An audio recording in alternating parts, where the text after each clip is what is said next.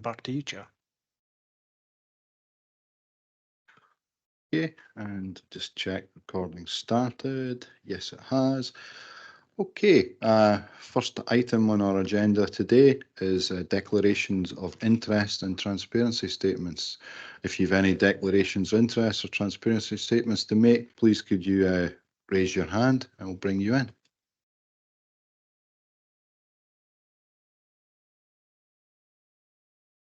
Okay, I see no declarations, no transparency statements, so we'll move on.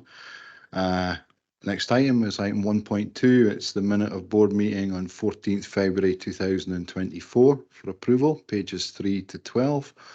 Do we have any, corrections that's been noted to the minute, or are we all content with the minute? Again, please raise your hand if you wish to come in. Okay. Okay, I see. With that, I'll take it the minute is approved as displayed. Okay. Item 1.3, Constitution and Standing Orders. Rab, please, can you take us through this? Thank you, Chair. Paper in front of members today, item 1.3 relates to Nestrans Constitution and particularly the standing orders by which we adhere in board meetings. In speaking to Mark, the clerk, we realised that there were a number of items in the standing orders which were a bit outdated. Some referred, for example, to the date by which a regional transport strategy had to be submitted, which was May of 2007, I think. So we're 17 years or thereby, that there hasn't been a full review of the Constitution and standing orders.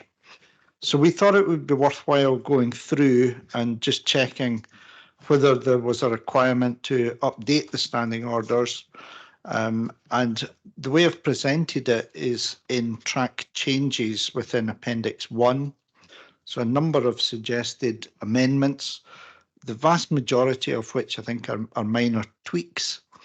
And we would like the board's permission to go ahead and make those changes subject to consultation with Transport Scotland, who were involved in the original establishment of the regional transport partnerships.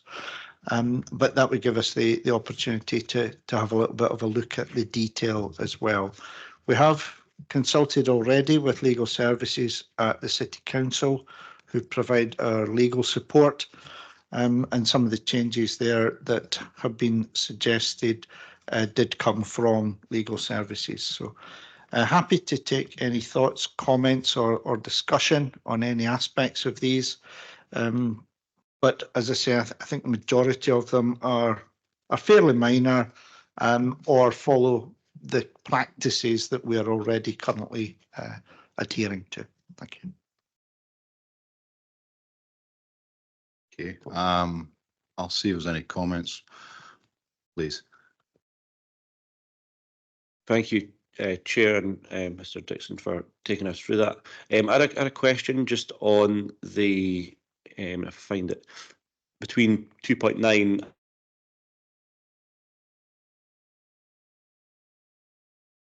I preface this by, I think it's silent on this matter in the first instance, but it was just around the quorum. It highlights that in the circumstances whereby only, so that you're changing it to a third, I think, but in the situations whereby only elected members can vote, it doesn't specify what the quorum would be in that instance.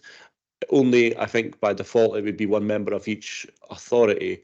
So, and given these circumstances are quite substantial, i.e. budgetary and requisitioning money from councils or requesting from Scottish ministers, it seems prudent that perhaps there should be a number fixed to that as well. It came to me because 293 was removing it. Then I went and found what you were changing it to. But it seems to be silent on that matter. Is that your understanding of it? Yeah, I think it would be helpful to add a number. So thank you for picking it up. I don't know, Mark, whether there's any advice from yourself. I suppose it's just something for the board to agree to. potentially 2 members, 2 elected members.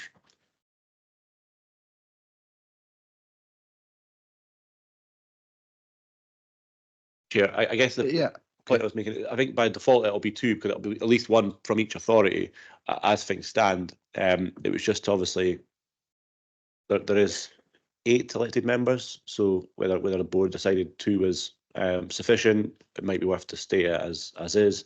But yeah, I felt just having read it through, it was something I picked up on in terms of a sort of missing aspect of it. And given the importance of the decisions around the budget, etc., it seemed 2 was quite small in terms of the whole size of the board, as well as being, I guess, a quarter of the 8. Perhaps it should be 3 to reflect the getting at least a third. Thanks. Okay. What I'm just saying here, I kind of always want to see what everybody's actually thinking before I maybe put forward something myself. What went through my mind a little bit here was some of this we don't actually have to decide today. And I looked at it and I thought, well, dare I say it, it's been quite a while since the actual constitution and all of this documentation has actually been reviewed. To me, it was worth it a little bit, taking a little bit to the side a little bit and saying, well, what does maybe Nestrans actually need in terms of board representation going forward within what it has to comply with, etc.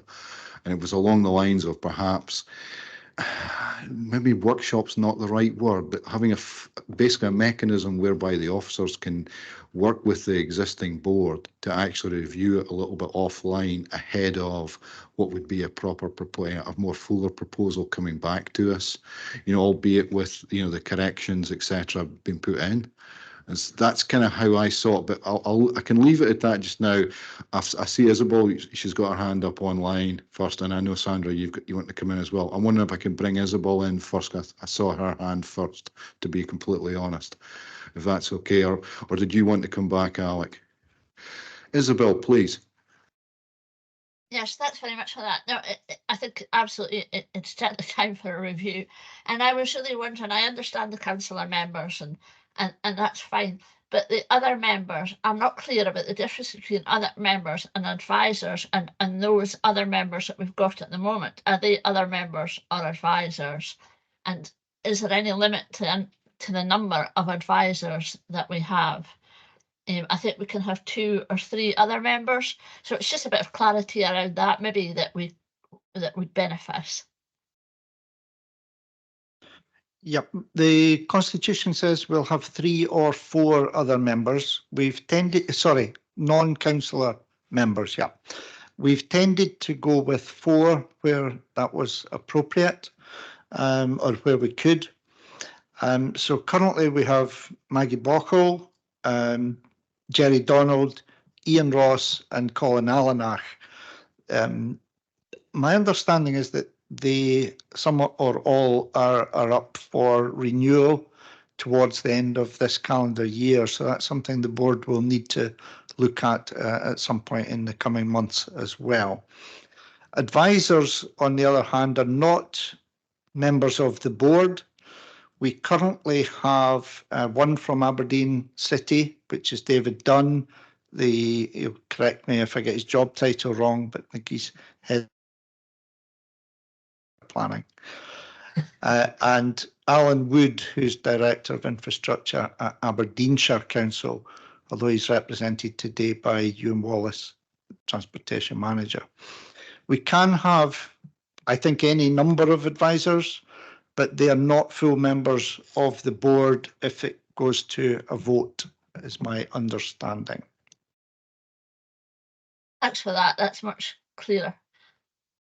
I'm grateful for that. So, yeah, I think if our other members are up for, renewal at the end of this year, it is a good opportunity to look at the Constitution. Sandra, please, thank you for waiting. Yeah, it is always good to review these things. I just wonder, my question really is around, does the Constitution and the makeup and the governance of this board reflect what is happening elsewhere in RTPs. And I think my understanding is that it probably does, but it might be that some of them have changed over the years and so on. So I think your question around maybe having a little deeper dive into the governance and the constitution and just the makeup, including things like diversity and so on, I think is welcome. I certainly know from the ALIOs in Aberdeen City Council and just in other public bodies, there is a presumption that you have a certain number of years that you do stay on, and there is a, there is a movement in people that do come into the board, and that doesn't have the same rules in elected members as it does with outside members coming in. That's my view, and I don't know if there's an answer around the wider Scottish context of RTPs. Yeah, the original establishment of the RTPs stated how many members from each local authority should be on. We're probably the most simple one, having only 2 constituent local authorities, and we were able to get an even split between Aberdeen and Aberdeenshire councillors. It's more complex in areas such as the southeast of Scotland, where I think Edinburgh have 4 members, but some of the smaller councils only have 1 or 2 members. They, I think, have 8 councils from memory. So it's a formula based on population. As I say, ours has always been quite straightforward, and the 4, 4 and 4, 4 city, 4 Aberdeenshire, 4 non-councillor members has always given a sense of symmetry, which I think has been a strength to the partnership. I have spoken to other lead officers. Some of them have updated their constitution since the establishment, but I think the 7 are all fairly similar in terms of the standing orders that they abide by. Okay, Sandra? Okay, I see no further hands. So what I'll do is I'll bring us back to what's there's written right now for the recommendations. Okay, so and it's on page 13 just for reference, and it says agree. Item 1, agree the suggested amendments to the standing orders and constitution for the purpose of constitution. Obviously, comments by Alec and a few others, etc. We take that into account as well. It says instruct the director to liaise with colleagues in other partnerships and with officers of Transport Scotland on these matters, which I would say is again a key thing as well. But the Transport Scotland, I would suggest that's perhaps changed quite a bit over time as well. And then the final one is it's written right now is to present a subsequent paper to the board on a finalised set of standing orders and constitution. And if I was to try and pick up on some of the wider points that we've said, is a 4th recommendation possibly how it's the proper mechanism. It would be efficient for the officers to work with the members of the existing board to source input, rather than coming back to a full board meeting to do it. Would it be a workshop would be suitable for people here, or happy? We try to organise that as a discussion. Sandra, please. Yeah, I think it would be useful to get together. I think that's always the best way to, bounce ideas off each other rather than to try and sit down and work it out myself. I think that would be very helpful to do that. But it would also be helpful to, when the final decision has been made, it would be this board. So it will come back to this board for a final decision, just to be clear on that. But yeah, I would welcome that, Chair. And yeah, tend to agree with you. Yes, that's what I meant. So it wouldn't be a case 1, 2, 3. It would be this item in the workshop would happen probably before 3 comes back. Okay, so Alec, please. Yeah, thank you, Chair. I guess, yeah, it was just that one point I wanted to raise. I hadn't picked up on anything further that I would want to change or amend. I guess the point I was making was that the decision making on on budgets, etc., is currently the quorum is at 2, opposed to a third, which is 4. Because my understanding from reading it is that the other members do have a vote on matters at the board. Well, only elected members can vote on budgets, etc. So happy, for that to be reflected, and that a third of elected members on those situations we could vote. I think that would be completely reasonable in line with the other standing orders. So I'm content with that, if that can be reflected in the submission that goes to Transport Scotland. Thanks. Okay, I'll just check online. There's no other hands, so yeah, we're content with those 4 recommendations for this point of going forward. Okay, so moving on, we've got item 3.1, budget matters 2023-24, and it's Jenny. It's presenting. Jenny, please. Thank you, Chair, and good afternoon, everyone. This report is to provide the board with an update on the 2023-24 budget monitoring and the forecast outturn position to the end of the financial year, and to consider any issues that may arise. Appendix 1 sets out a summary statement of income and expenditure to the end of February 2024, and this shows spend up to that point of £4,023,855. Appendix 2 contains proposals for a small number of environments that are presented for consideration. Appendix 3 then sets out the projects where further continuation of funding from the 23-24 financial year to the now current 24-25 financial year is requested, along with a short comment as to the particular reason for each request.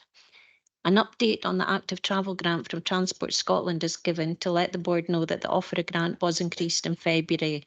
This further funding was agreed to cover the estimated consultancy costs for providing support to prepare the People and Places proposals and review the Regional Active Travel Action Plan.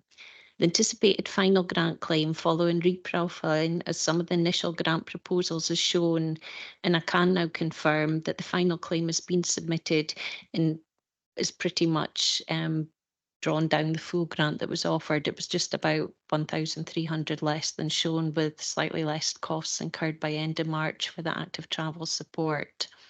An update on the Strategic Transport Fund is also given, and the board is being asked to note the monitoring position and forecast presented in Appendix 1, approve the environments set out in Appendix 2, approve the continuation of funding to next financial year to complete approved projects presented in Appendix 3, and note the update on projects for which Nestrans can claim external grant funding, and note the Strategic Transport Fund position. And I'm happy to try and answer any questions on this report.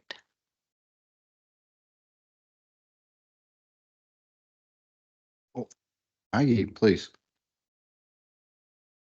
Not have an answer to this, but I need to ask it at most meetings and then don't get around to it. The Strategic Transport Fund, I mean, it must be like 8 years ago since that was pushed. Is there anything we can ever do with that money, or put an end to it, or give it to transport charities or something? It just seems such a shame that it's sitting there, but I don't know what the answer is. Chair, if I can come in with a thought, it's been on my to-do list for a long time, Maggie, so apologies that I think in a previous meeting I said I would bring it back to as a report during the early part of this year. With other priorities, it's not quite happened. I have had discussions with David and legal services in the city in particular. We do know the amounts that are remaining. We know who and which developments they came from. I think what we would like to do is bring forward proposals for how we can usefully bring forward transport interventions that would benefit the developments in those areas. The difficulty is because the applicant isn't always still available. So they had the opportunity to reclaim funds that they had put in, but because some were businesses that were established specifically for developing planning permissions or gaining planning permissions, and that those companies no longer exist in some cases. So we are looking, and we'll take legal advice on what we can spend it on, but it's certainly something that we would intend to bring back. Happy enough, Maggie? Okay. Alec, please. Thank you, Chair. Yeah, just want to ask a question around the operating surplus at the end of the forecasted surplus at the end of the year, the £1 million. What is the proposal for that in terms of moving forward? If the carry forward is all approved, that will reduce the surplus because there's a lot of carry forward projects that the board had only been asked to approve today. So that would reduce the surplus. But we have got a commitment to take forward a long-term plan. So that will look at any general reserves that we hold and forecasts for the next 5 years to try and address any surpluses that exist. Thank you. Yeah, I appreciate that. They don't add up to £1 million though. So what would the surplus be at end of year, notwithstanding the carry exact forward? amount, probably have to wait till the year-end accounts, depend on the Okay. costs that come in March. At Yeah. the moment, some of these forecasts were just estimates at the time, so to have a better figure at the next report in June with the accounts. Okay. Thanks. You're expecting hundreds of thousands though? Yeah. Yeah. Grand. Fine. Andra, please. A very minor point, but coming back to the Strategic Transport Fund, does any of the interest that's accrued on that fund, does that just go back into that line, or is it used by Nestrans itself? And let's be honest, you know, the money that's in there now will buy a lot less than it would have done when that money was given. So my feeling is same as Maggie's. I think we do want to move on that as quickly as we can, and make sure that we get projects that will make a difference for that money that was given at the time. Yeah, the interest does get included each year. If you look at the balance that's held, we've not made any repayments for the last few years, but at the end of the financial year, the interest is added to the remaining balance so that if somebody did come forward to make a claim, they would get it at the current value with interest included if it was a valid claim. The issue is that so many of the people that actually made the payments to Nestrans, they might have sold on the property or the land.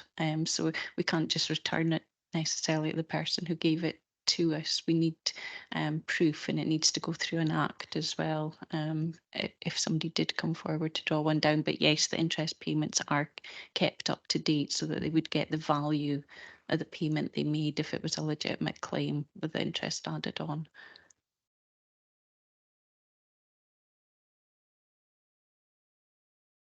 Okay, just looking around, I see no more hands. So with that, I'm going to draw it to Jenny's. You quite rightly said that the recommendations, but if I heard the discussion, we've actually got an additional recommendation as for RAB to come back to us on what has been requested and what's been promised before.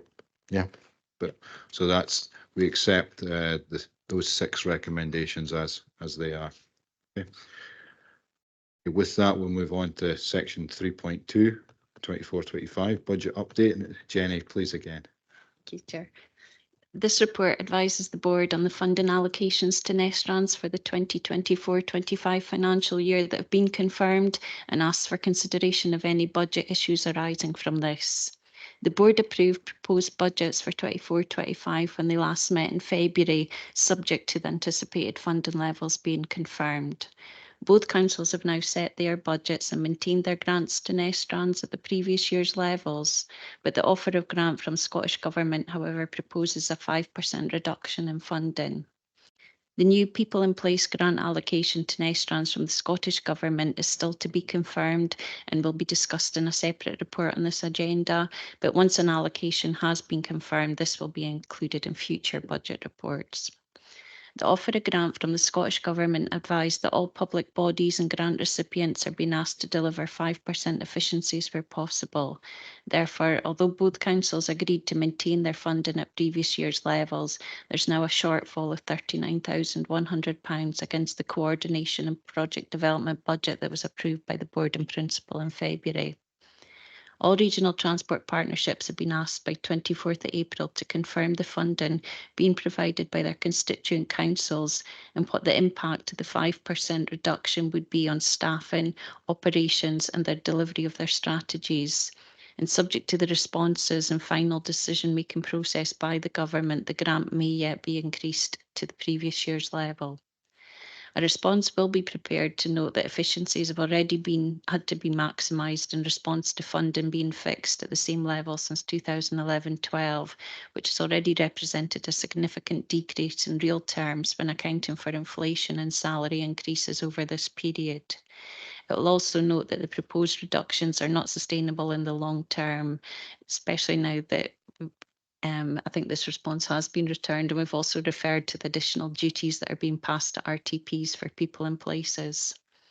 In the meantime, it's suggested that the shortfall in funding be met from unallocated reserves within the general fund reserve that Nestrans can now hold, like you mentioned, Councillor McLean, last question. So should this be agreed by board, it would enable the budget that was approved in February to be maintained rather than seeking to remove projects or to reduce operating costs by £39,100. And should the further continuation of funding from 23-24 have been approved within the previous Budget Matters report, the total coordination and project development budget for 24-25 will be £1,172,446. Both councils have confirmed the funding allocations to Nestrans in 24-25 for the strategic investment programme, and this matches the anticipated levels within the budget approved in February. And now that the further continuation of funding from 23-24 was approved, this will bring the strategic investment programme budget for 24-25 to £4,349,261. And the board has been asked to note the funding awards to Nestrans that have been confirmed for 24-25. Note that the additional funding for people and places is yet to be confirmed and is discussed in a separate report, and agree to usage of funds from the general reserves to address the current shortfall in the coordination and project development budget that was approved in February. Thank you. Thank you. Do we have any questions, comments? Sandra, please. I asked Chair whether we had any indication before the axe fell that the Scottish Government were going to cut the budget of Nestrans by 5%. Yeah, about this time last year, they asked us if we could take a 3% per annum reduction. I think all of the regional transport partnerships went back with their hands thrown up in the air and said, no, that would be really significant, particularly on the smaller partnerships. We then met with the Director of Transportation, Paul Finch, and myself for a cup of coffee at Aberdeen Station about a month ago, and she did indicate that 5% was looking likely across most of Scottish Government's funding for the coming year. We then got a letter saying that 5% was going to be the reduction for each of the regional transport partnerships revenue budgets for 24-25, but that letter does say, come back and tell us if you think that will cause difficulties. So as Jennifer mentioned, we have gone back saying, yeah, we think that might cause difficulties, but we've set a budget and we've accepted the 95% offer, so 742,000, I think, for the coming year. So we have accepted that, but I'm actually going down to meet in Glasgow next week, I think, with the Director of Transport, along with the other partnerships. So the 7 regional transport partnerships are working collaboratively to say this will have an impact. Not just, it's probably possible to accept it for 1 year, but we don't want that then to become the base level on which future budgets are set. And we particularly think it's unsustainable if it's going to be cut in future years. I don't know if that answers your question, but we sort of had some whispers, but yeah, it came pretty much last minute in terms of actually knowing that that reduction was coming forward. Thank you, Chair. I think it answers my question. It doesn't really answer my concern that this is happening, and you know, we need to you know, we've always on Nestrans cut our cloth accordingly and worked hand in glove with what's going on. So it does. And we know that the budgets are tight across the board, but it is an area that I feel that we need to keep a really close eye on, and look forward to hearing some positive outcomes from any conversations that are had between us and Scottish Government. Yes. I think none of us like to see that sort of situations occurring. And we do definitely want to hear of positive outcomes on this, if not certainly in the midterm. Okay, with that, I'm going to bring it back to the recommendations. And are we all content to accept the recommendations as stated by Jenny? Sandra? Yeah, happy to agree them. I think we will probably come back and have a bit more of a discussion around number 2, places for people, because again, I was reading with some concern about the maybe not getting that in place and confirmed, but we can come back to that. Okay, agreed on that as well. Okay, item 3.3 on our agenda is the annual audit plan 23-24. And it is going to be Angela Pieri, and it's presenting along with, hold on, Andrew Wallace. Please. Thank you, Chair. I intend to provide a summary of progress for 23-24, and at the end I'll hand over to Andrew to take you through the pertinent parts of our plan.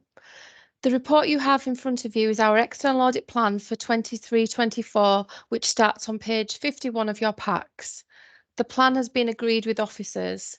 There are no significant changes in our approach in 23-24 from the previous year, and no changes in the risks that we have identified.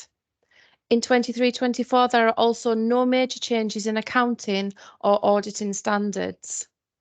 From page 81 of your packs, you also have the response from management to our planning questions that is presented to you for information, so that you, as those charged with governance, are aware of management's response. To give a brief summary of progress on the audit to date for 23-24, we have completed our planning and also conducted some early interim testing on the first 9 months of the financial year on income and expenditure transactions. And I thank officers for their timely and comprehensive response to our audit requests and samples.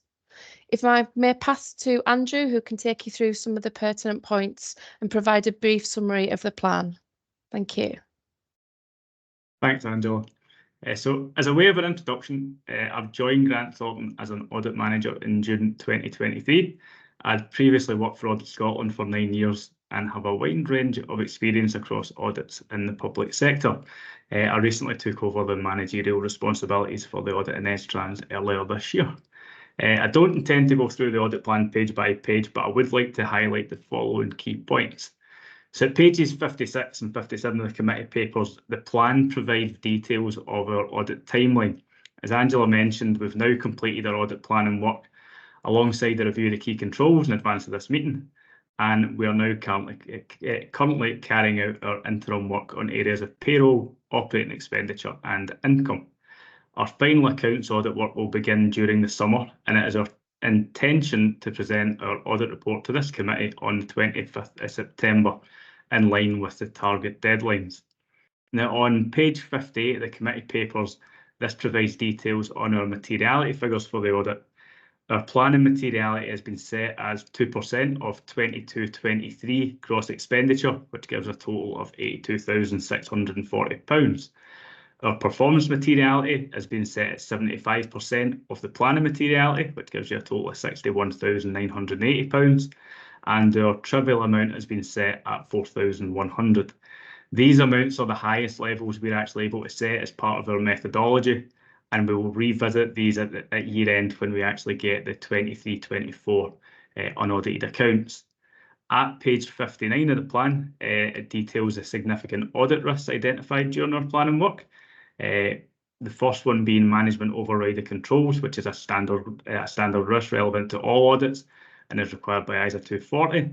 We've also identified a risk of fraud in operating expenditure, and our year-end testing will focus largely on cut-off arrangements. Nestrans also participates in the North East of Scotland Pension Fund, our local government pension scheme. So we've identified a significant risk in relation to the valuation of the pension liability, and that risk is basically due to the level of estimation and judgment in the calculation of the pension figures by Nestrans Actuary.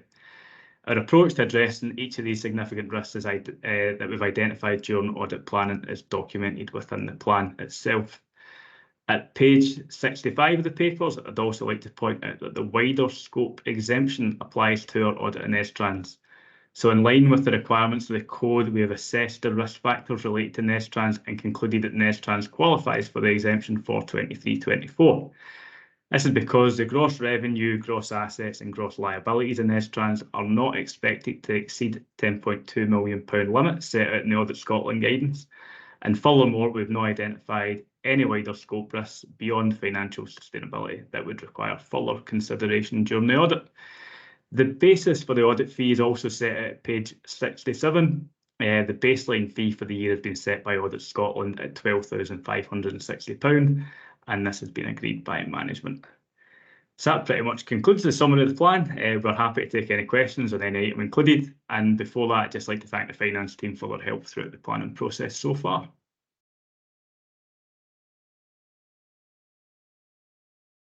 Okay, do we have any questions? No? Okay, with that, I'll just take us back to what is the recommendations on the paper, which are just noting progress, and they're on page 49.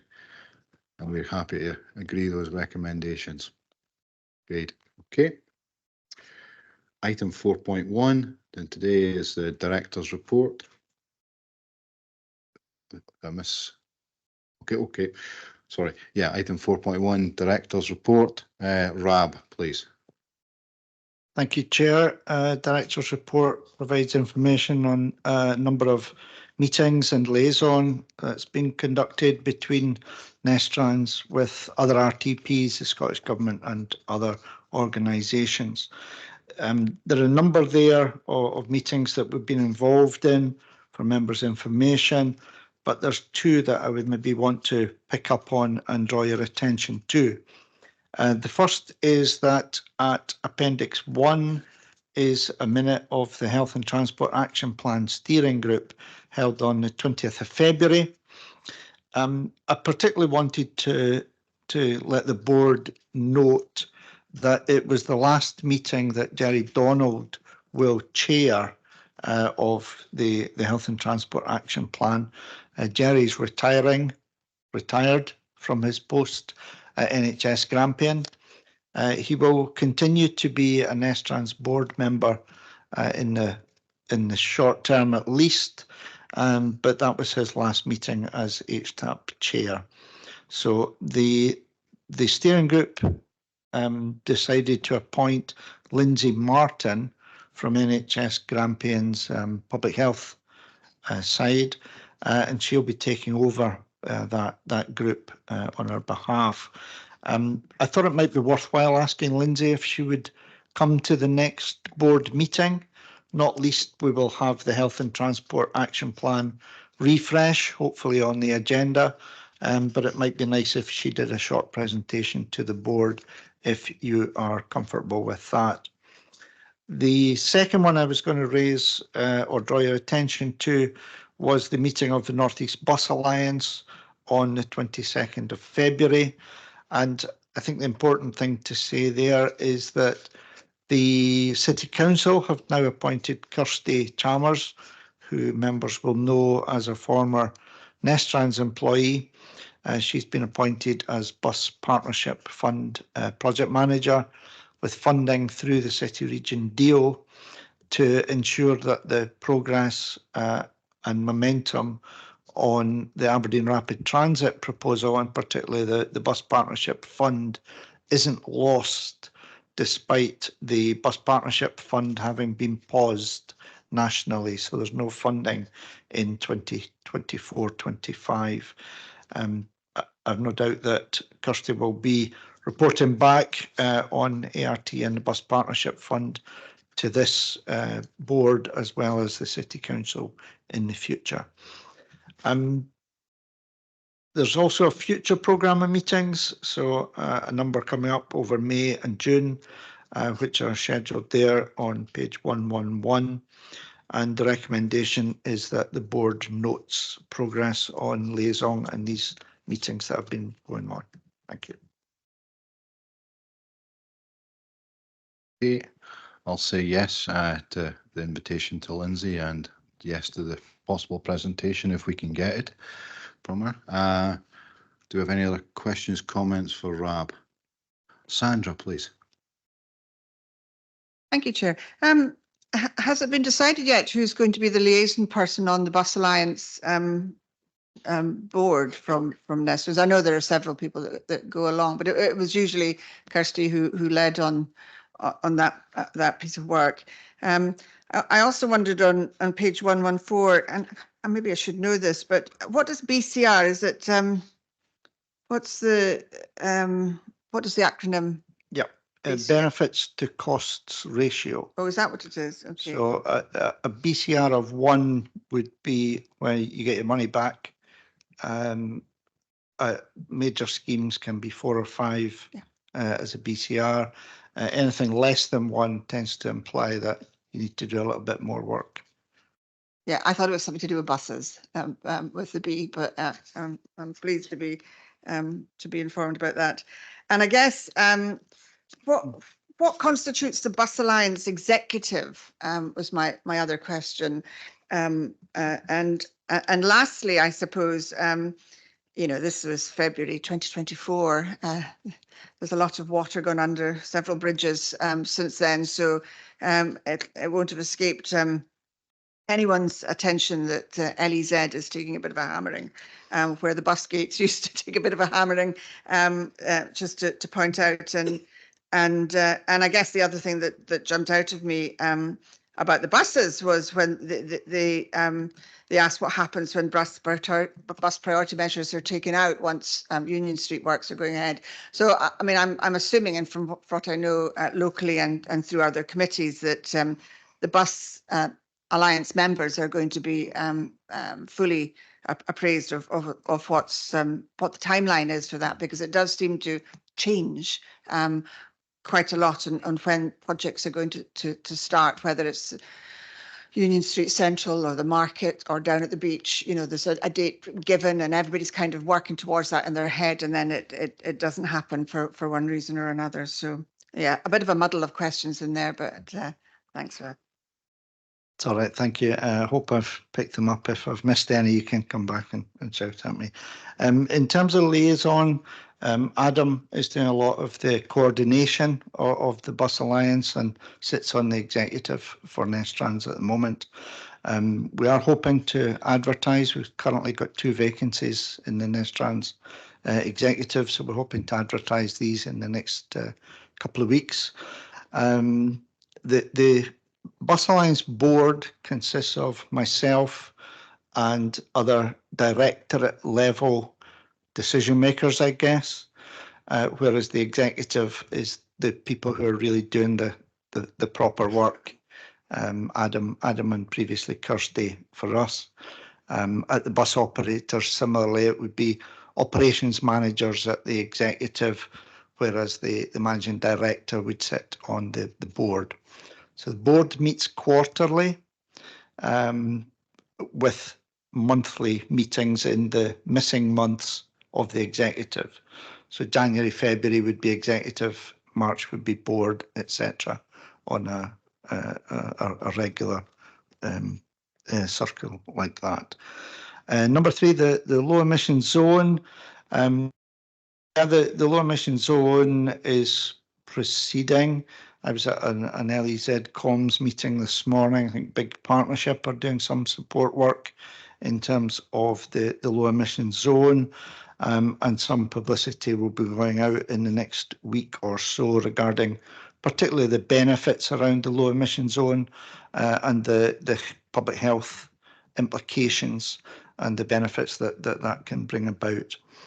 In terms of bus priorities, yeah, bus priorities, the bus operators are very much involved, particularly through the Alliance and the Alliance Executive in particular, but also on a day-to-day basis as necessary through the two councils' public transport units. So hopefully they're fully aware and able to react and give an advance warning as much as is possible. Bus priorities, I'm not sure, did you imply are being taken out? I think the importance of the bus gates, I maybe mispicked up the wording. My understanding, when there is work ongoing on Central Union Street, the buses will be diverted, but will be diverted where the bus gates currently are. So the benefits of them will be particularly relevant during that 18 months or so construction period. I don't know if David wants to add to that. It's obviously a city council project, but Nestrans are involved, and the liaison and collaboration around buses is very much us, the two councils, the big operators, and the Bus Alliance gives that opportunity for that liaison.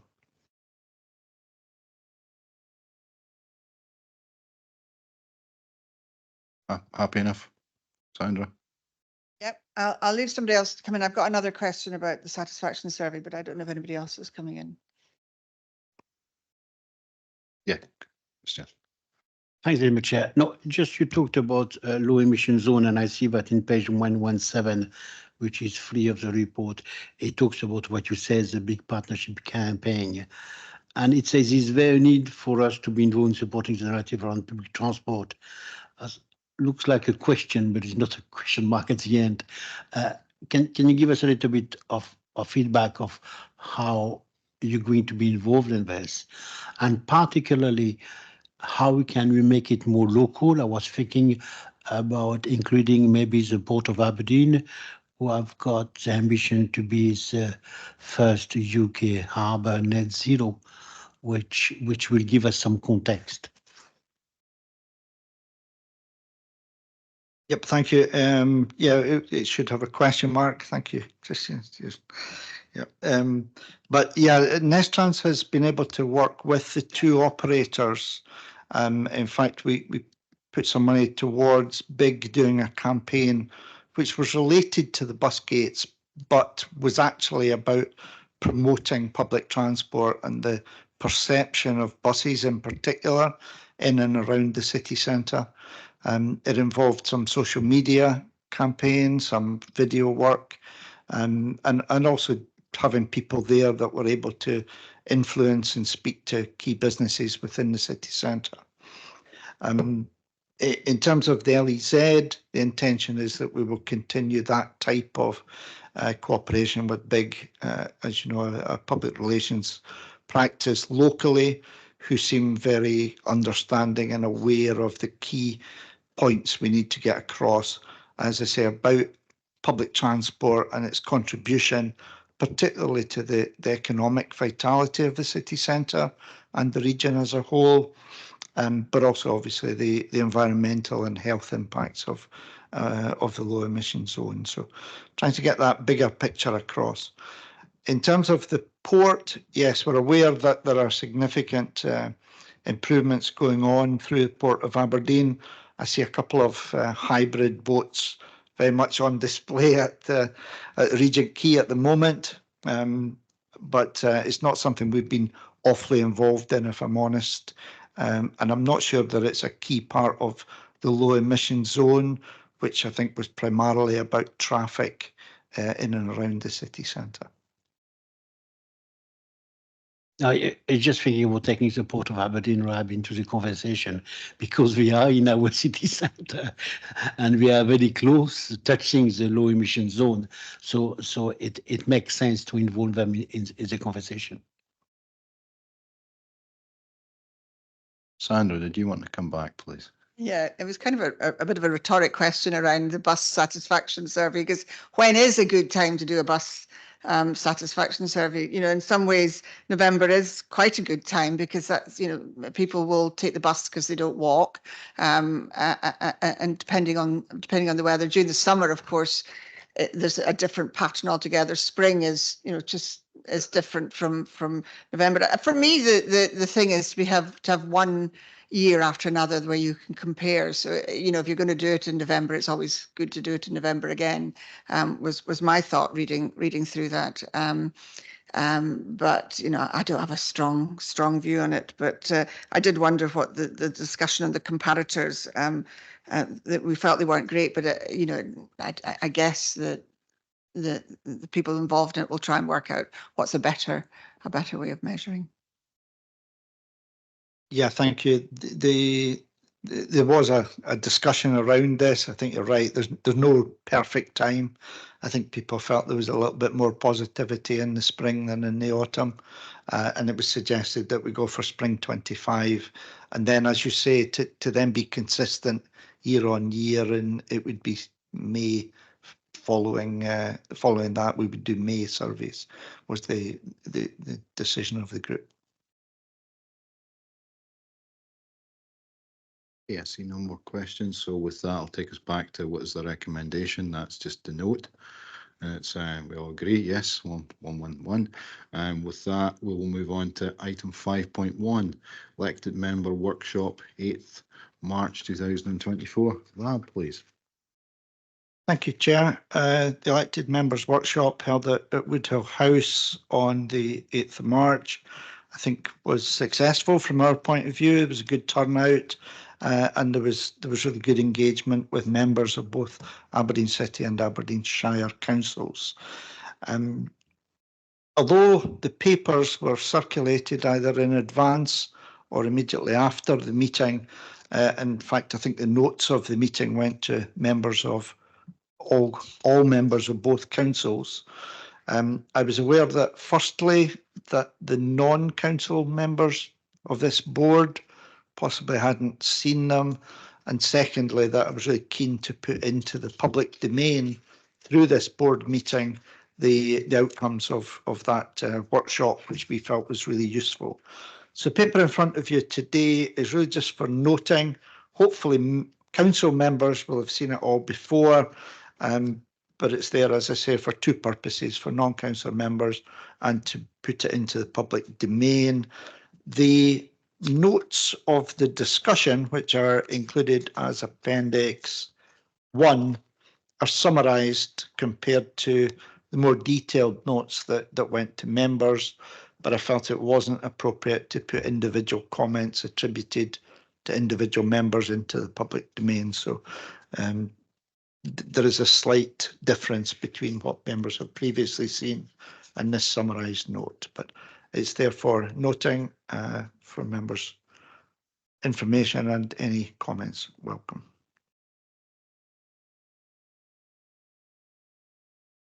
Yeah, I did have one or two comments came back in relation mainly to the active travel part of it, and it was in person with not really with not a hybrid, and perhaps we missed a trick or something with we'd done the presentation here as hybrid.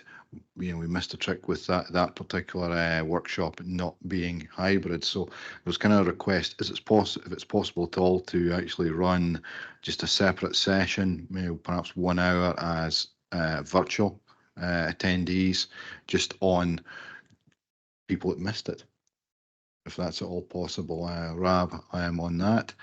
And apart from that, I actually found it quite interesting workshop. It was, in some respects, it's actually good to see both city and shire councillors in one room, actually putting forward, in some respects, some very good points and questions, to be fair.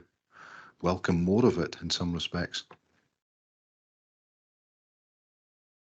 Thanks, Chair, and thank you for giving me the heads up on the fact you might ask that question, which meant I was able to speak to our consultants. And they have said it would be possible to do an online briefing before we go to public consultation, and have suggested that a slot of 4 o'clock on Monday of next week might be possible if that suited members. We could bring them up to date since the previous workshop and just let them know about the consultation arrangements for the Regional Active Travel Network going forward. Yeah, I mean, that would be very good. Yeah, I will say, obviously, we're in recess as councillors just now, so that, first day back, I know what inboxes can be like for most people. So, yes, but I think it's a good idea because obviously we would record it, and if anybody missed it, they could watch that as well. And it's another way of getting the information out to them. Yep. So with that, I'll note the item, the recommendation on that associated, and then we'll move on to item 6.1, active travel update. Paul, please.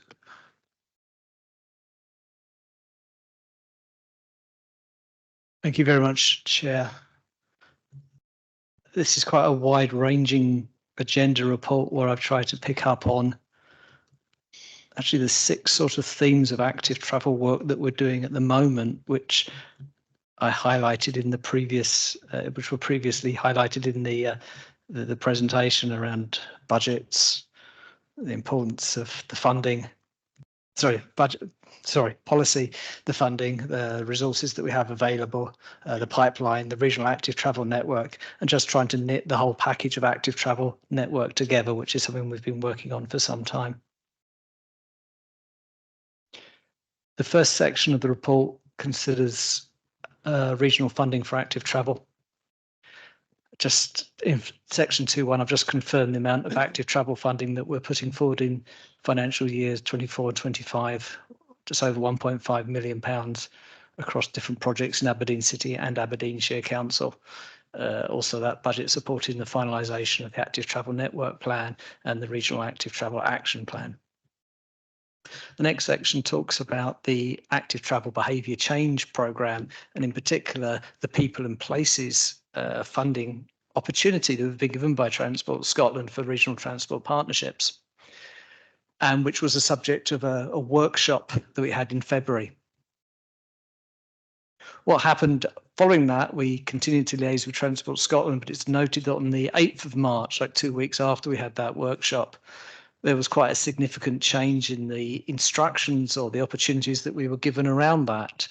There was a reduction in the funding available, but perhaps more significantly for the behaviour change element of active travel, there was a significant swap from capital funding to revenue funding as well, because capital is obviously for assets, revenues for ongoing support. Typically, behaviour change requires that ongoing person-to-person support rather than things, not mutually exclusive. So that meant we had to really go back, look again at the funding package that we had pulled together, or the funding proposals that we'd gone together. We had to work closely with our local authorities, who were also at that point putting together their own funding submissions. The revised funding submission then is presented in a summarised form in Appendix 1, the revised total going down to 1.7 instead of the previous £1.85 million. At the time of the writing, and it's still the case, the funding allocations haven't been confirmed. There have been recent discussions on what the form of grant offer would look like, but we're still to receive the final confirmation, the grant offer letter.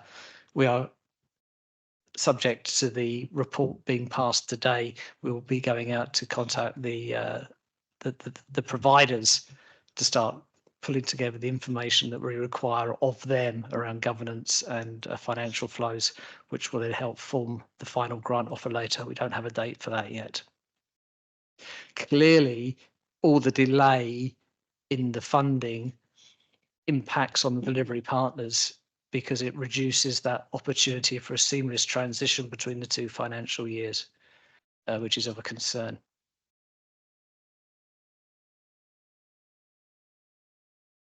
Section 2.7, I just reflect briefly on the parallel active travel behaviour change funding that's been offered to local authorities.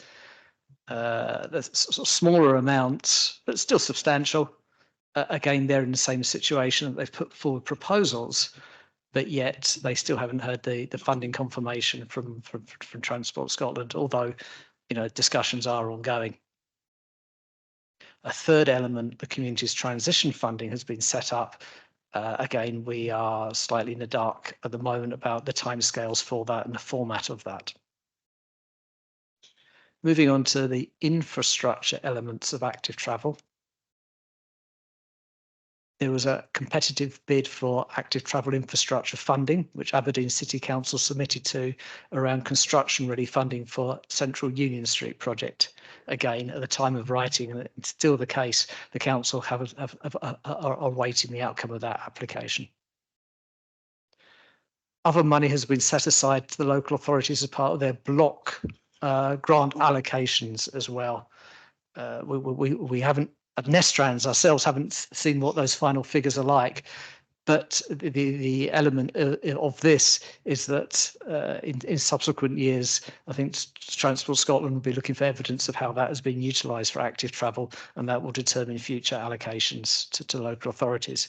Although it's very much in the case of the hand of the local authorities how they choose to use that, in line with the principles of Verity House.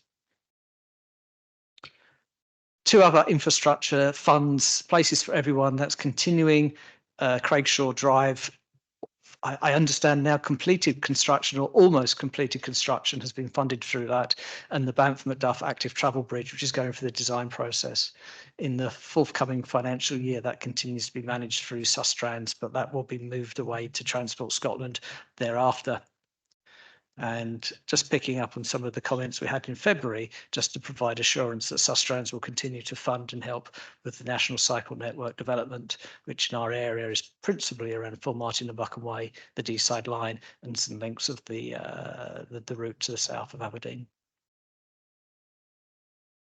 Section 3, I reflect on the progress that we've made on the Active Travel Action Plan. The Regional Active Travel Plan was developed initially in 2014, providing prioritised actions. We've done a review of that, assisted by the consultancy support we secured from AECOM. And again, we have got a very good draft of that document ready at the moment. We've discussed that internally within Nestrans. The next stage of work is then to engage our local authority officers on how to complete that document. They've indicated their willingness for there to be a single action plan for the regional active travel networks across the region. We hope to be able to progress and present a draft final of that policy to the June committee, and thereafter for wider consultation after that one. As we've just reflected on the Regional Active Travel Network Plan, we had the members' seminar in March. We found it very useful to present the thinking behind that.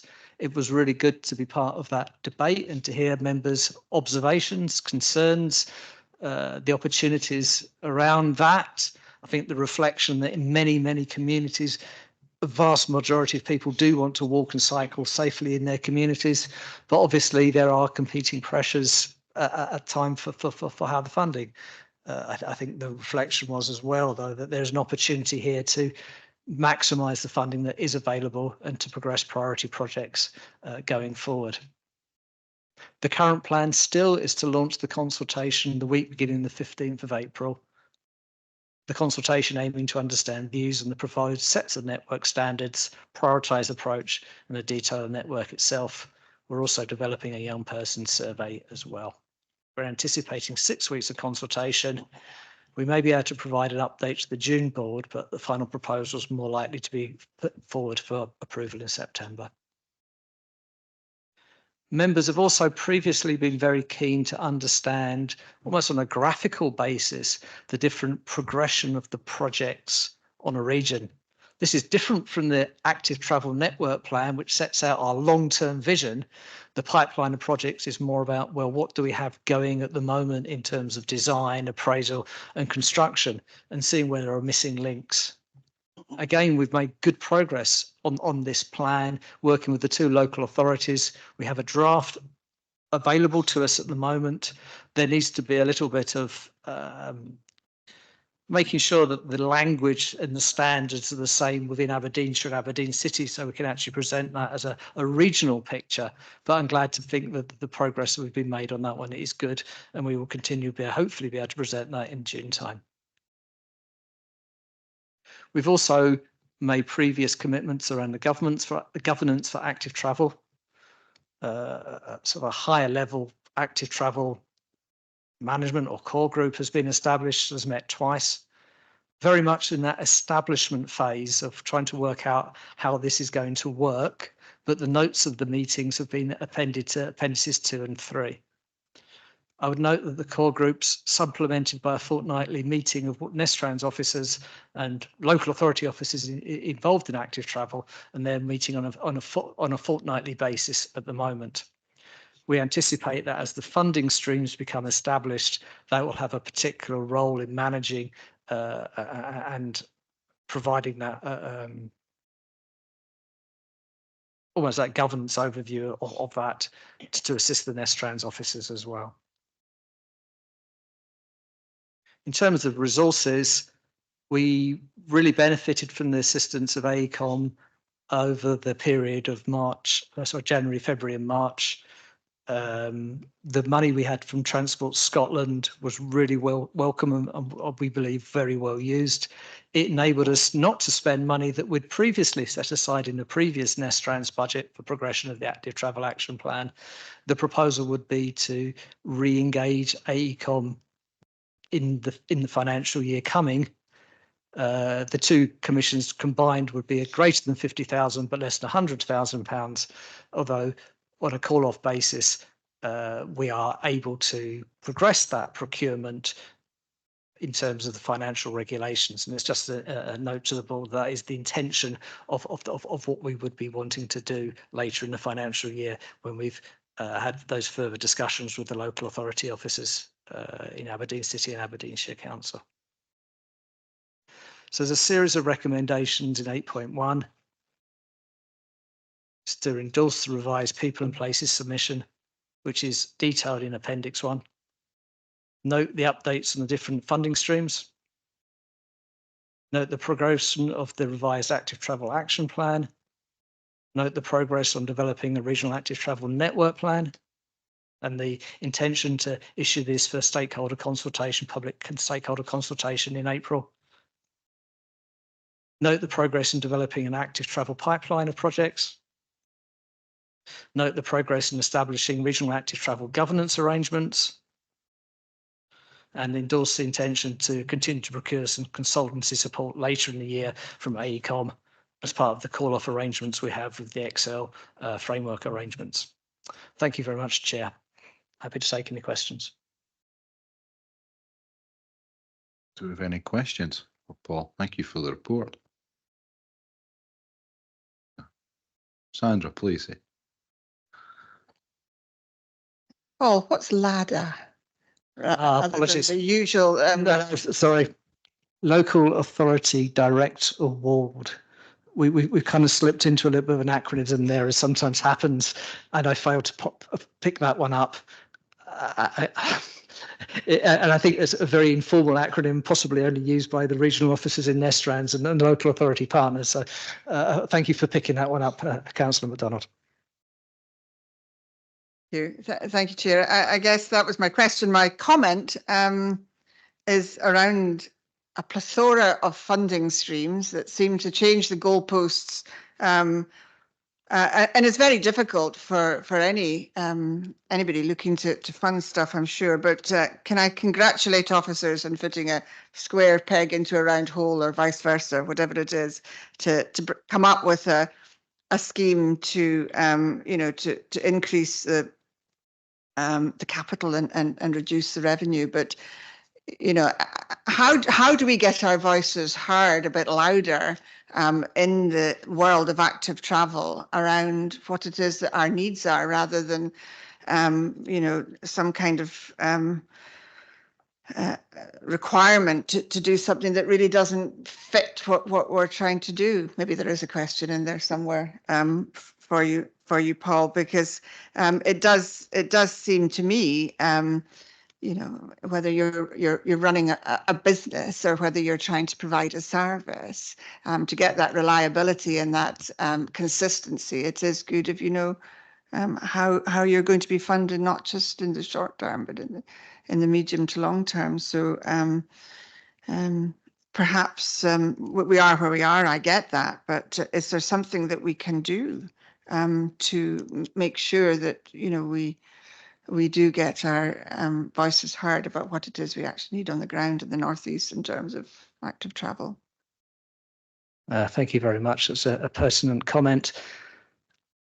I think when the initial proposals were presented to the regional transport partnerships very late in December and early into January, we were comforted by the fact that there was such a provision, and that the provision at that point seemed very much to meet the expectations of what we were required, in terms of the emphasis being on revenue funding rather than capital funding.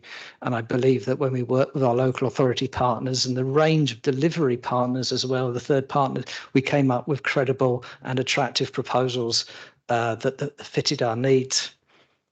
There was astonishment and fair amount of anger when we received at such late notice in the day the change of not so much the reduction in value that could be handled, but the actual swapping around of trying to go from a revenue heavy program to a capital heavy program for what was behavior change.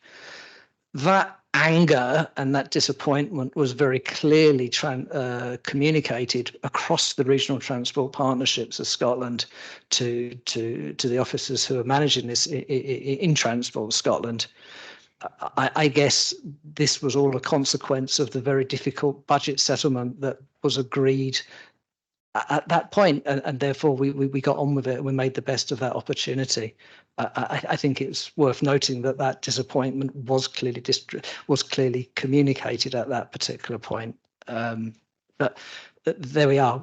I think having made that, I think everybody just said, well, let's get on with it, make the best as we can from it. And I think that's the pragmatic thing to do as officers. Not much more I can say, really. I think. I was just going to mention that that this is seen as a transition year. So the intent is that RTPs will be involved in the funding going forward. But given that we were given such short notice this time round, I think Transport Scotland recognised that this is a pull together of what was possible and might not be the best in the longer term. But hopefully for next year, we'll have a little bit more lead in. The issues around capital and revenue, for example, these are the sort of things we can feed back, and we can very much hope that they will be able to change that after this year's transition. We also, it's fair to say that the frustrations that Paul's talked about aren't just from Nestrans, that they have been articulated, particularly through the Regional Transport Partnership Chairs Group, but also through groups like Scots that I know Paul and Ewan are both heavily involved in, and discuss on a regular basis with Transport Scotland. So we have been putting these comments to them, and they're in a difficult position as well as officers. But yeah, hopefully we can work better in the future, I guess. I would say Rab's articulated it better than I would as to what I said at the last regional transport chairs meetings on this topic. I would say I saw this as an opportunity in some respects, that coming direct to the regional transport partnerships, albeit it's a case, what's it going to be looking like next year? Rab's right, you know, transition. I think one of my concerns was, and I saw it from the other transport partnerships, was just uncertainty, unsureness, just what was this actually going to turn into, and what then would we need to be in order to deliver on it, etc. So to me, it's a little bit learning, and it's a little bit, you know, trying to work through it as best it can be for certainly this period of time at the moment, you know, and then building the case as to how do we actually address it going forward, with what will materialise, hopefully.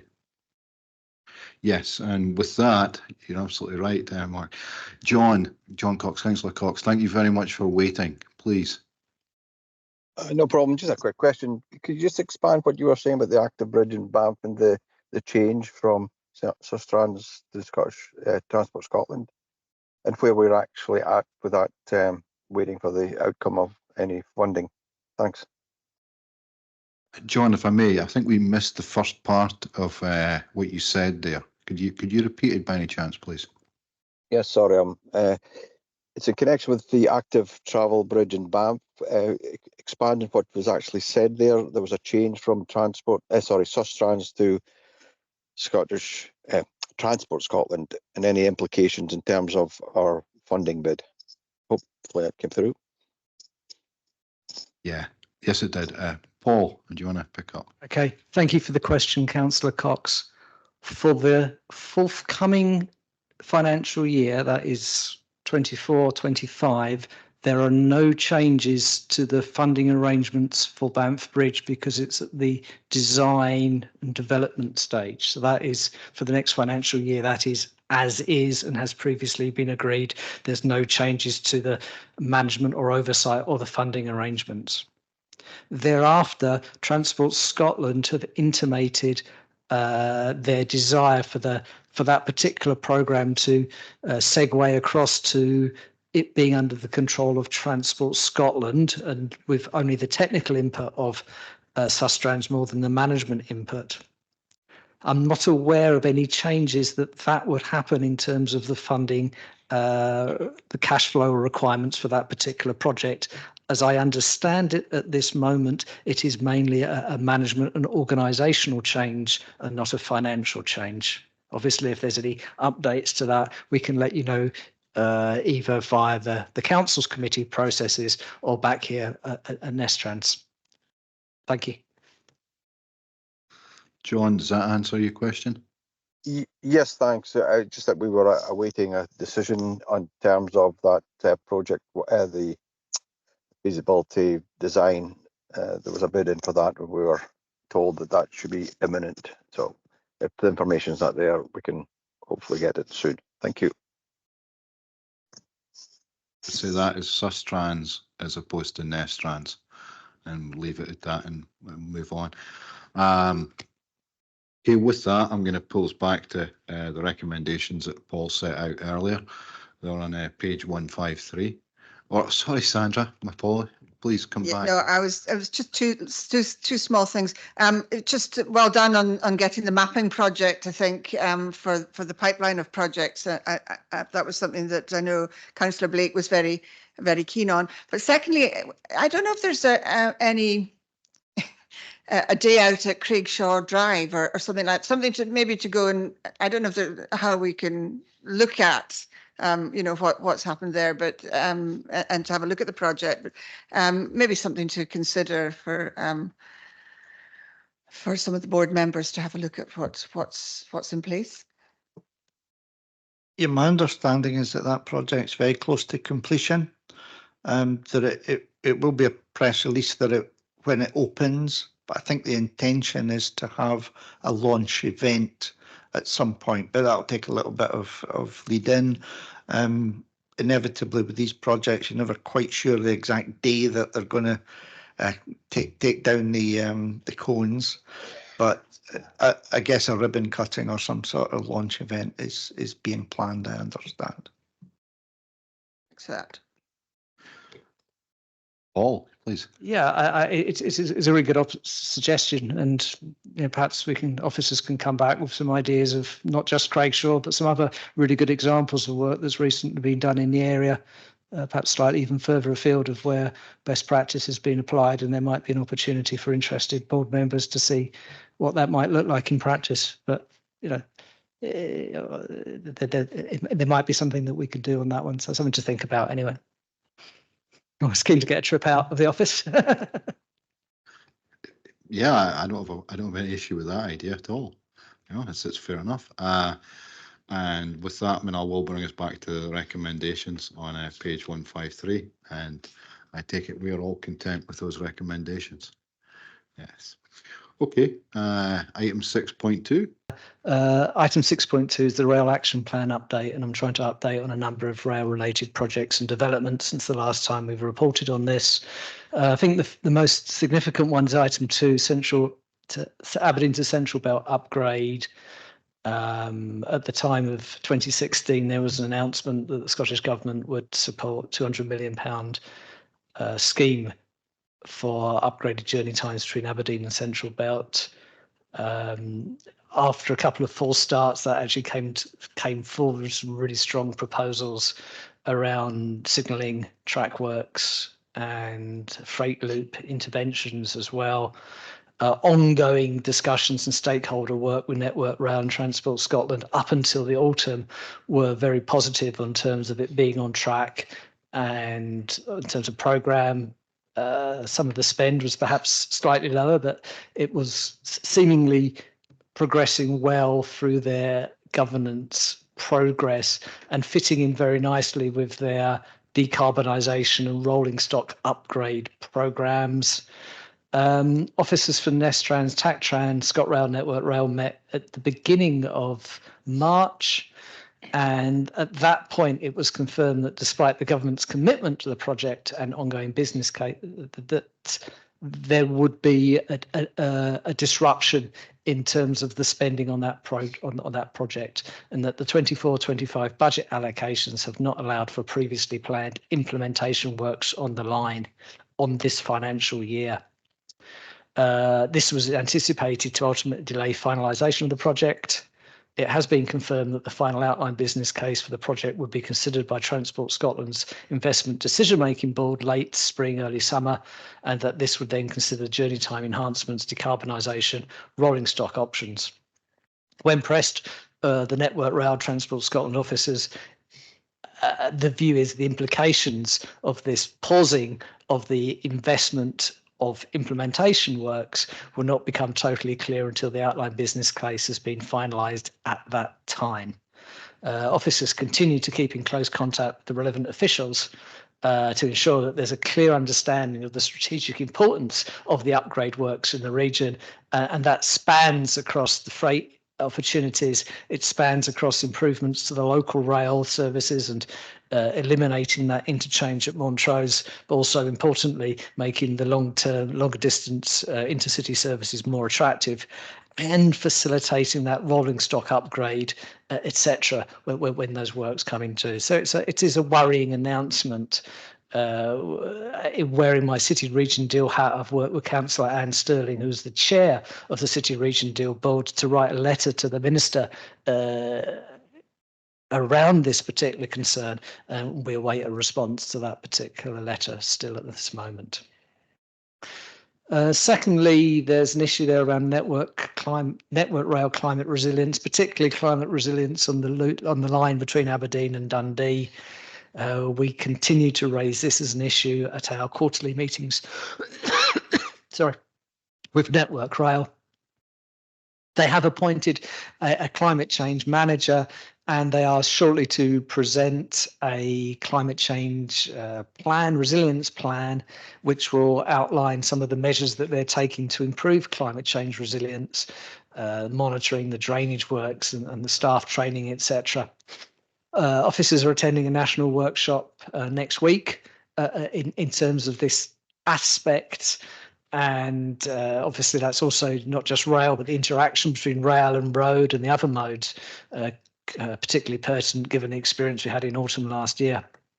The infrastructure on the railways is one side of things, but obviously ongoing disruption is also important for the operators to handle as well. And we've also brought that up with ScotRail and NER and cross-country trains on there, specifically when there's an interaction between the local rail services and the intercity rail services to make sure people don't get left behind or struggling to reach their local station if it's one of those last trains. At the moment, there's no more update on the Interstation Accessibility Project, despite persistent questioning. That sits with Department for Transport. And I would note that the work that Campaign for North East Rail are doing in association with the Aberdeen Grampian Chamber of Commerce on their Buchan Sustainable Transport Study, that's sort of long-term options for transport upgrades to Fraserburgh, Ellen Peterhead. Again, that has, I believe, made a submission to the Just Transition Fund, but I think the finalisation of that work will be later on in the year when a final degree of consultation is undertaken with the public. So there's just three recommendations. Note developments about Aberdeen to Central Belt upgrade, request subsequent board report on Network Rail's climate resilience plan, and just to note the status of Inch Station accessibility project and the continuing work ongoing on the appraisal of rail line options to Buchan and Banff and Buchan. Thanks very much, Chair. Okay, Alec, please. Microphone. Thank you. Sorry. Yeah, it was just on the Aberdeen Central Belt upgrades and the obvious delay to that. I guess my first question is, from the way it's described, is that at least a 12-month delay? I guess it would be the first sort of question. At least a 12-month delay, given it's not included in the 24-25 budget. Yeah, there were to be a number of blockades and interventions that were going to be occurring this year, and the sort of physical implementation of these signalling works. So that has been removed from the Network Rail's budget for this coming year. So the implication would probably be of a year's extension, although one could envisage that they may be able to make that time up. I would, give them the benefit of that doubt until they've actually re-given us a new programme. But I would certainly say there's a risk of at least a year's extension to the completion of the project, or that phase of the project. Yeah, thank you. And yeah, no, that's helpful to know. My other question was going to be about what could we do as the sort of Nestrans Board around highlighting the importance of the project to government. So it's good to hear that the chair of the State Region Deal has written to the government, to the minister, to highlight that. I think that's important that we do continue to press for this. It is obviously a really important project in terms of connecting Aberdeen to the Central Belt, so that we can have that option for people. No, I think it's obviously disappointing, but I think we're all dealing with challenging circumstances. Yeah, I guess it's maybe for the chair to consider whether a similar letter to the one of the State Region Deal chair to the minister would be helpful, highlighting the importance of the project to the region. Yeah, if it will add value and certainly help us, I'm quite willing to do that. I'm just wondering, just on the status of the letter. Obviously, Councillor Stirling's put through, because I've not actually had sight of it myself as to what was in that. Paul, I wonder. Yeah, the letter that Councillor Stirling wrote to the Cabinet Secretary was in February, and that was on the basis of parliamentary evidence that the Cabinet Secretary responsible for transport at that time, Mary McLennan, gave in evidence at the Net Zero Committee at Holyrood when she announced that a review was being taken of the major projects, including Aberdeen Central Belt. At that point, we thought we need to get questions to the Cabinet Secretary on what actually that review was about, what was the scope of it, and what was the timing of it. We haven't had a response to that yet, but I understand that response is forthcoming. It may well be appropriate to wait until we have a response to that letter, and perhaps any other information that may be arising from Transport Scotland officials before we then do a follow-up letter. But obviously that could be either City Region Deal or Nestrans, depending on what the governance route we decide to take on that one. Thanks, Chair. No, that's helpful. I mean, I was obviously thinking just ahead of the decision on the outline business case to emphasise the importance. But I take your point. Obviously, it would be interesting to see what the response to Councillor Stirling's letter is in the first instance before perhaps any follow-up action. Thank you. I'm quite willing to do it. It's just I'd rather wait and see a little bit and get more information as to what's been. Sandra, please. Well, I wouldn't wait. I would do it now, because I just think we need to make our thoughts known on this. I don't know, as you say, how much value it would add, but it would certainly get it put on in black and white of what we think, because at the end of the day, I just feel that this has come up. It came up not so long ago. We were reassured that this would go ahead in the timescale that it was, and now we're hearing differently. And I think, given circumstances, if you take it all together with the upgrade, but also with the impact that climate has on it, on the connectivity between Aberdeen and the Central Belt, I think we're being shortchanged again. And I strongly think we should write to the Cabinet Secretary and let her know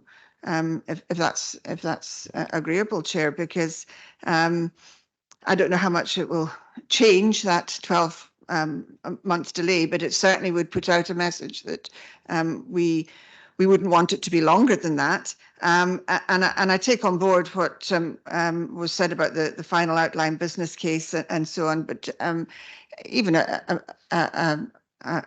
laying it down in black and white would do no harm in my view.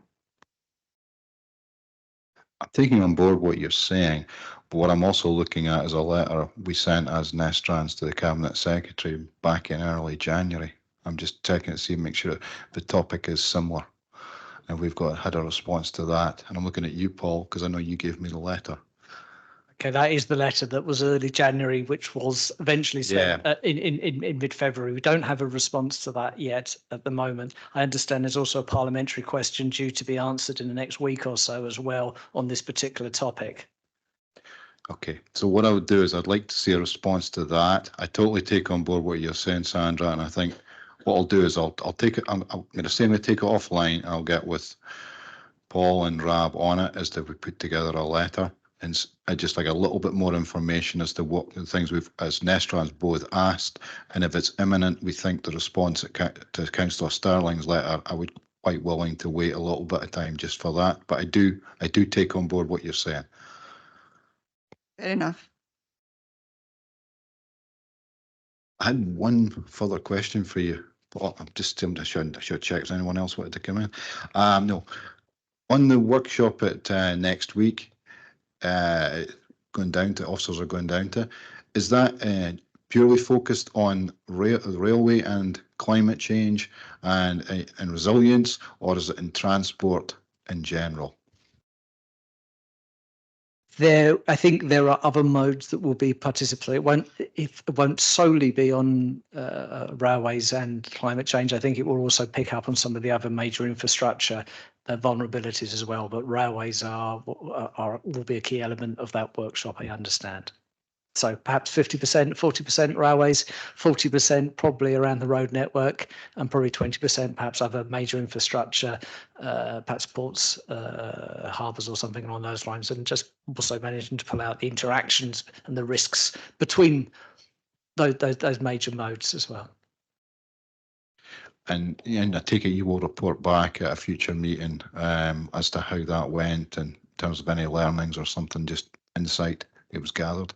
Absolutely. Switched off my microphone there. I shouldn't do that.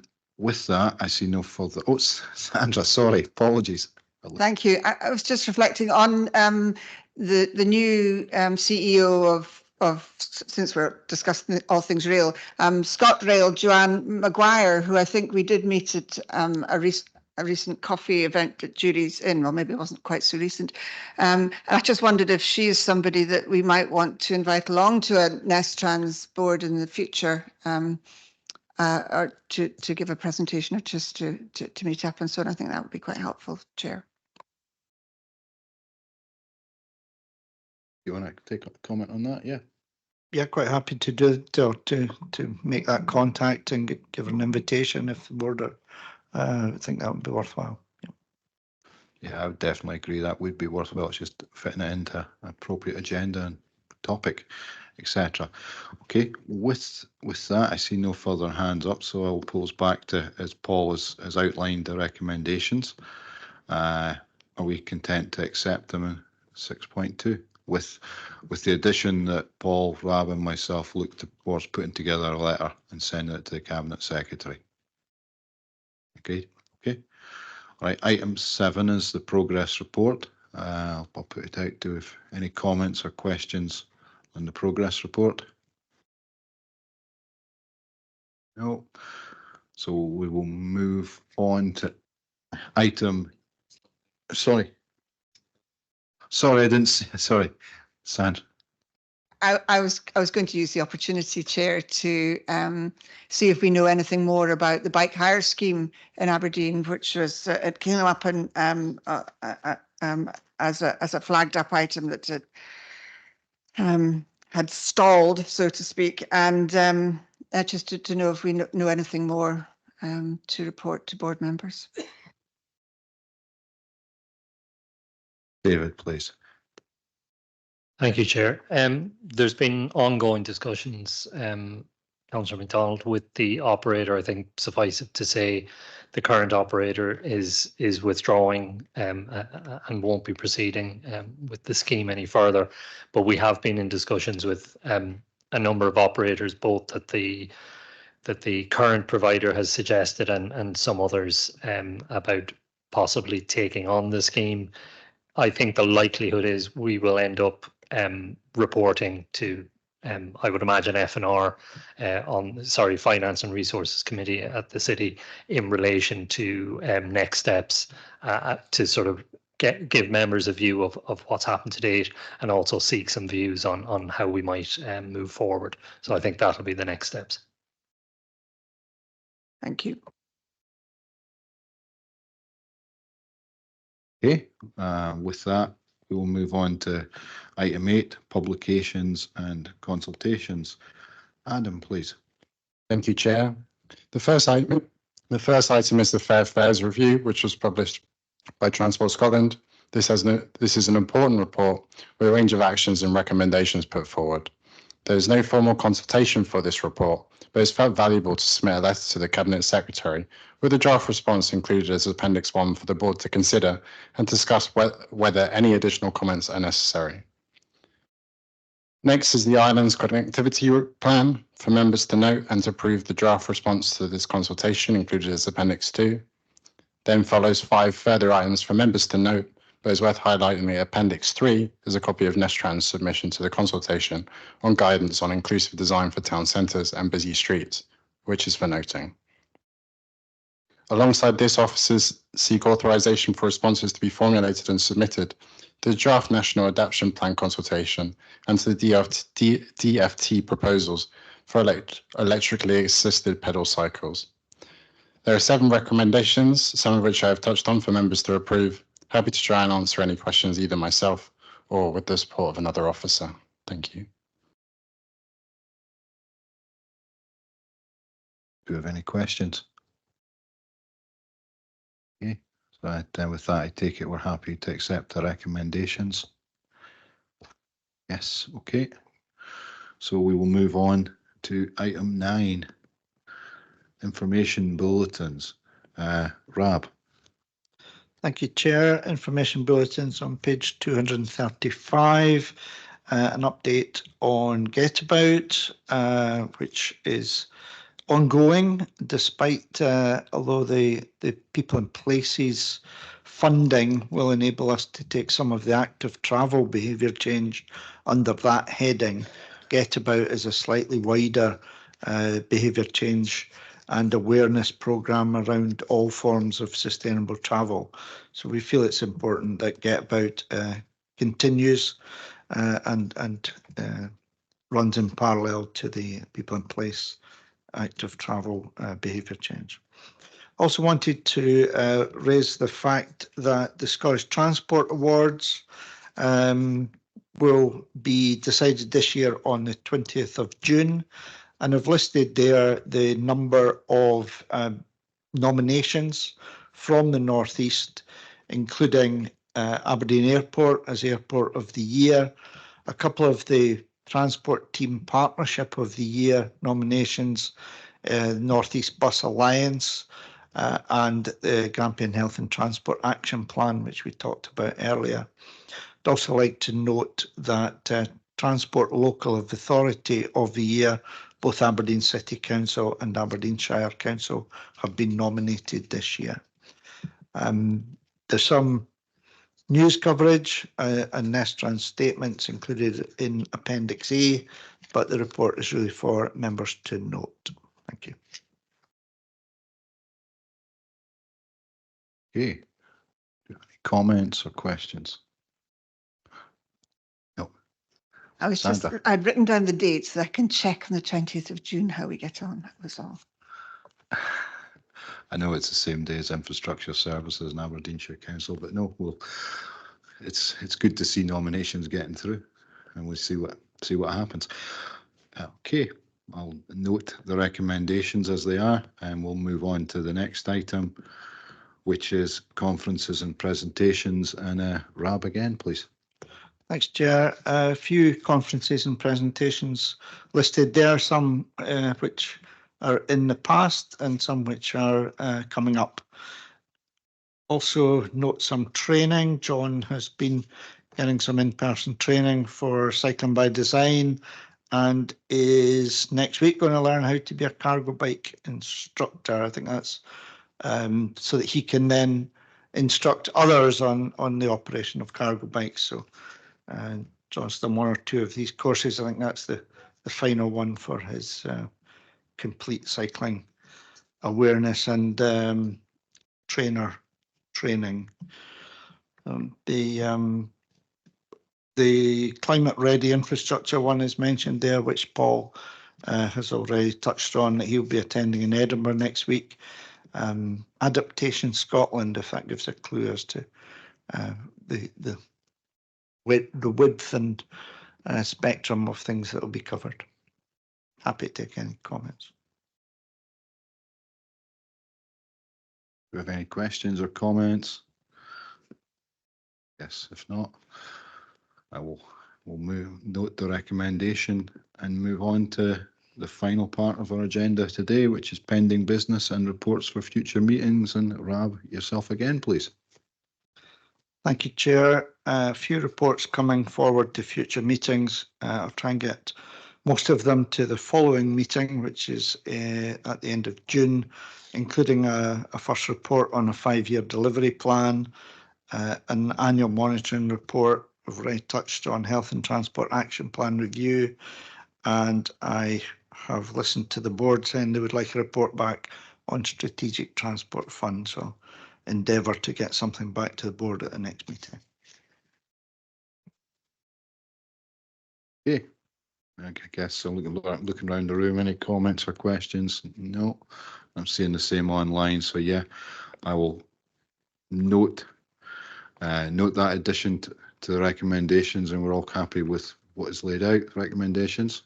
I'm seeing nodding heads, which is good. And with that, I will say that concludes our business today. Thank you very much for your attendance and perseverance when we had the network issue here. And to those online, thank you as well. Thank you. Thanks, Chair.